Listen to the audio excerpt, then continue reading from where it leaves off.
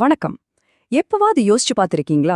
காலையில எந்திரிக்கிறோம், அவசர அவசரமா வேலைக்கு ஓடுறோம், வீட்டுக்கு வர்றோம், தூங்குறோம். மறுபடியும் அடுத்த நாள் காலையில அதேதான். நம்மள அறியாமலேயே நாம ஒரு சக்கரத்துக்குள்ள ஓடிக்கிட்டே இருக்கிற மாதிரி ஒரு ஃபீலிங் இருக்கா? இந்த சுழற்சியை உடைக்க ஒரு ரகசியம் இருக்கு. அதுவும் நம்ம தமிழ் சித்தர்கள் கண்டுபிடிச்ச ஒரு உள்மன அறிவியல். மனசோட சக்தியை வச்சு உடலை கட்டுப்படுத்தி இந்த முடிவே இல்லாத வட்டத்திலிருந்து எப்படி வெளியே வர்றதுன்னு அவங்க வழிகாட்டியிருக்காங்க. வாங்க, அந்த சித்த ரகசியத்தை நாமளும் கொஞ்சம் தெரிஞ்சுக்குவோம். வாங்க, முதல்ல நாம எல்லாருமே மாட்டிட்டு இருக்கிற அந்த சுழற்சி அத பத்தி கொஞ்சம் பாப்போம். இது வெளிப்படையா தெரியற ஒரு பெரிய பிரச்சனை இல்ல, ஆனா நம்மள பலரையும் அமைதியா பாதிச்சுட்டு இருக்கிற ஒரு விஷயம். நம்ம கவனிக்கவே தவறின, ஆனா நம்மள தொடர்ந்து இயக்கிட்டு இருக்கிற ஒரு இடைவிடாத சக்கரம் இது. உண்மையா சொல்லுங்க, நீங்க ஒரு சைக்கிள்ல மாட்டிட்டு இருக்கிற மாதிரி ஃபீல் பண்ணிருக்கீங்களா? யோசிச்சு பாருங்க, உங்க அன்றாட வாழ்க்கை எப்படி இருக்கு? காலையில எந்திரிக்கிறோம், அதே வேலை, அதே டென்ஷன். ராத்திரி தூங்குறோம், திரும்பவும் அதேதான். ஒரு சக்கரத்துக்குள்ள ஓடிக்கிட்டே இருக்கிற மாதிரி ஒரு உணர்வு இருக்கா? இந்த கேள்விக்கான பதில் நம்ம எல்லாருக்குள்ளேயும் இருக்கு. நாம அதை கவனிக்கிறோமா இல்லையாங்கிறது தான் விஷயம். சித்தர்கள் இதுக்கு ஒரு பேர் வச்சிருக்காங்க, போக சக்கரம். அதாவது உலக அனுபவங்களோட சக்கரம். இது எப்படின்னா, பிறக்கிறோம், பசிக்குது, அதுக்காக உழைக்கிறோம், களைச்சு போறோம், தூங்குறோம், அப்புறம் திரும்பவும் அதேதான். ஒரு முடிவே இல்லாத லூப் மாதிரி நம்ம வாழ்க்கையை இதுதான் தீர்மானிக்குது. சரி, ஏன் நம்மளால இந்த சக்கரத்தை விட்டு வெளியே வரவே முடியல? என்னதான் நம்மள கட்டி போட்டிருக்கு? சில அடிப்படை சக்திகள் தான் காரணம். பசி, ஆசை, பயம், அப்புறம் நம்மளோட ஆழமான பழக்க வழக்கங்கள். அது மட்டும் இல்லாம நாம வாழ்ற சமூக கட்டமைப்பு. இந்த கண்ணுக்கு தெரியாத சங்கிலிகள் தான் நம்மளை இந்த வட்டத்துக்குள்ளேயே பூட்டி வைக்குது. போக போக இந்த தேவைகளை நிறைவேற்றுறது மட்டும்தான் மனசோட வேலையா மாறி அது ஒரு அடிமை மாதிரி ஆகிடுது. இங்கதான் அசலு பிரச்சனைவே இருக்கு. நம்ம உடம்பு முதலாளி ஆயிடுச்சு, நம்ம மனசு அதுக்கு அடிமை ஆயிடுச்சு. நடக்க வேண்டியது தலைகீழா நடக்குது. உடல் சொல்றத மனசு கேக்குது, ஆனா உண்மையில மனசு சொல்றதுதான் உடல் கேட்கணும். இந்த அடிப்படை பிழைய சரி செய்யறதுதான் முதல் படி. சரி, இப்போ சொல்யூஷனுக்கு வருவோம். இதுக்கு தீர்வு சொன்னவங்க தான் சித்தர்கள். அவங்க உலகத்தை விட்டு ஓடிப்போனவங்கள்ல உலகத்தை உள்ளுக்குள்ள இருந்தே ஜெயிச்ச மாபெரும் ஞானிகள். அவங்க இந்த சுழற்சியை உடைக்கிற சாவி அவங்களுக்குள்ளேயே இருக்குன்னு கண்டுபிடிச்சாங்க. அப்படி என்னதான் அவங்க பண்ணாங்க? யாருனாலையும் உடைக்க முடியாத இந்த சைக்கிளை அவங்க எப்படி உடைச்சாங்க? சாத்தியமே இல்லைன்னு நினைக்கிற இந்த விஷயத்த அவங்க எப்படி செஞ்சாங்க? வாங்க பாப்போம். இந்த கேள்விதான் நம்மள அவங்களோட முக்கியமான கண்டுபிடிப்புக்கு கூட்டிட்டு போகுது.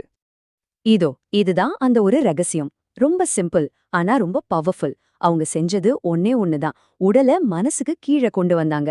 உடல் மனசுக்கு அடிபணியா ஆரம்பிச்சது. இந்த ஒரு பார்வை மாற்றம்தான் அவங்களோட முழு உள் அறிவியலுக்குமே அசைக்க முடியாத அடித்தளமா இருந்துச்சு. இதை இன்னும் சிம்பிளா சொல்லணும்னா, நம்மள மாதிரி ஒரு சாதாரண ஆள் என்ன நினைப்பான்? ஐயோ பசிக்குதே, உடனே சாப்பிடணும்னு நினைப்பான்.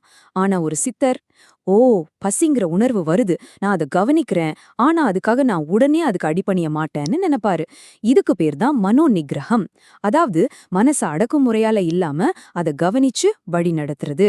சரி, மனச எப்படி புரிஞ்சுக்கிறது? மனச அடக்குறதுனா என்ன? அத பத்தி தான் அடுத்ததா பார்க்க போறோம்.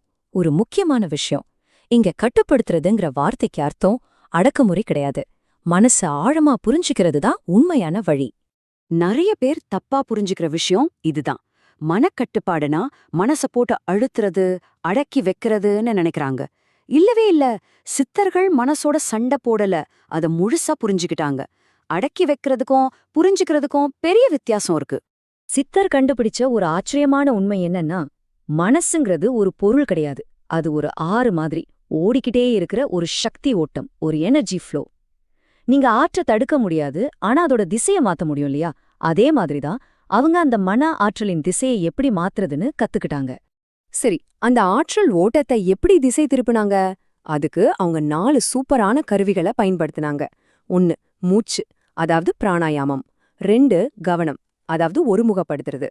3 சாப்பாடு, மிதாஹாரம், அதாவது அளவான உணவு. 4 அமைதி, மௌனா. இந்த 4 கருவிகள் தான் மன ஆற்றலை அவங்களுக்கு சாதகமா மாத்துச்சு.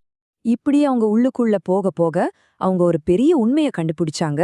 நம்ம உடம்புங்கிறது சும்மா சத ஆர் எலும்பு இல்ல, அதுவே ஒரு பிரபஞ்சம். இந்த உள்முக பயணத்தோட விளைவுகள் ரொம்ப ஆழமானது. என்னது, பிரபஞ்சத்தையே சாப்பிட்டாங்களா? காஸ்மிக் கதிர்களையா அப்படின்னு கேட்டா அது ஒரு மெட்டஃபர், அதாவது உருவகம். அவங்க சாப்பாட்டுல இருந்து வர சக்தியை மட்டும் நம்பி இல்லாம பிராணன்னு சொல்ற உயிர் சக்திய மூச்சு மூலமாவும் தியானம் மூலமாவும் நேரடியாவே எடுத்துக்க கத்துக்கிட்டாங்க. இதுதான் பிரபஞ்ச சக்தியை உண்வதுங்கிறதோட உண்மையான அர்த்தம். இந்த ஒப்பீட்ட பாருங்க, ரொம்ப தெளிவா புரியும். நம்மள மாறி ஆளுங்க அன்னம், அதாவது பருப்பொருளான சாப்பாட்டுல இருந்து சக்தியை எடுக்கிறோம். ஆனா சித்தர்கள் பிராணன், அதாவது நுட்பமான உயிர் சக்தியில இருந்து எடுக்கறாங்க. நம்மளோட சக்தி ஆதாரம் வயிறு, அவங்களோடது மூச்சும் கவனமும். இதோட ரிசல்ட் என்ன தெரியுமா? சாப்பாடே பெருசா தேவைப்படல, ஆயுசு பல மடங்கு அதிகரிச்சது. உடம்புல சோர்வுங்கிற பேச்சுக்கே இடமில்லாம போச்சு. யோசிச்சு பாருங்க, எவ்ளோ பெரிய விஷயம் இது. அவங்களோட உள்ளாற்றலை அவங்க கட்டுப்படுத்தினதோட சக்தி இது. அவங்களுக்கு டெலஸ்கோப், மைக்ரோஸ்கோப் எதுவும் தேவைப்படல. ஏன்னா இந்த முழு பிரபஞ்சத்தையும் ஆராயறதுக்கு அவங்க கிட்டயே ஒரு லேப் இருந்துச்சு. அதுதான் அவங்களோட உடம்பு. உடலுக்குள்ளேயே எல்லா ரகசியமும் இருக்குன்னு அவங்க உணர்ந்தாங்க. அவங்களோட கடைசி உச்சகட்ட கண்டுபிடிப்பு இதுதான். அண்டம் பிண்டம் ஒன்று. அதாவது இந்த பிரம்மாண்டமான பிரபஞ்சத்துல என்னெல்லாம் இருக்கோ அது எல்லாமே இந்த சின்ன உடம்புக்குள்ளேயும் இருக்கு. உள்ளுக்குள்ள பார்த்தா வெளியே இருக்கிற எல்லாத்தையும் புரிஞ்சுக்கலாம். சரி, இதெல்லாம் சித்தர்கள் காலத்துல செஞ்சாங்க. இப்போ இருக்கிற நம்ம பரபரப்பான வாழ்க்கைக்கு இது எப்படி செட் ஆகும்? நாம இந்த சுழற்சியில இன்னும் ஆழமா சிக்கி இருக்கோம். அப்போ இந்த வழியில நாம எப்படி முதல் அடி எடுத்து வைக்கிறது? ஆமா, இப்போ இது கொஞ்சம் கஷ்டம்தான். நம்ம சாப்பிடுற சாப்பாடு ரொம்ப ஹெவி, நம்ம மனசுக்குள்ள 1000 சத்தம், நம்ம கவனம் எப்போதுமே வெளியில தான் இருக்கு. ஆனா முடியவே முடியாதுன்னு இல்ல, பாதை இன்னும் நமக்காக திறந்துதான் இருக்கு. இந்த பெரிய பயணத்தை ஆரம்பிக்க இதோ சில சின்ன சின்ன ஸ்டெப்ஸ். 1. சாப்பிடும்போது போனை ஓரமா வச்சுட்டு சாப்பாட்டை மட்டும் கவனிச்சு சாப்பிடுங்க. 2. பசிக்கும் ஆசைக்கும் இருக்கிற வித்தியாசத்தை புரிஞ்சுக்கோங்க. உடம்பு கேக்குறது பசி, மனசு கேக்குறது ஆசை. 3. ஒரு நாளைக்கு ஒரு 10 நிமிஷம் உங்க மூச்சை உள்ள போயிட்டு வெளியே வர்றத சும்மா வேடிக்கை பாருங்க. 4. அப்பப்ப கொஞ்ச நேரம் எதுவுமே பேசாம எந்த சத்தமும் கேட்காம அமைதியா இருங்க. கடைசியா 5வது, வேலைக்கு நடுவுல நான் யாருன்னு உங்களுக்குள்ளே ஒரு கேள்விய கேளுங்க. பதில் தேட வேணாம், சும்மா கேட்டா போதும். ஆக கடைசியா சித்தர்கள் சொல்ற இந்த ஒரு விஷயத்த மனசுல வச்சுக்கோங்க.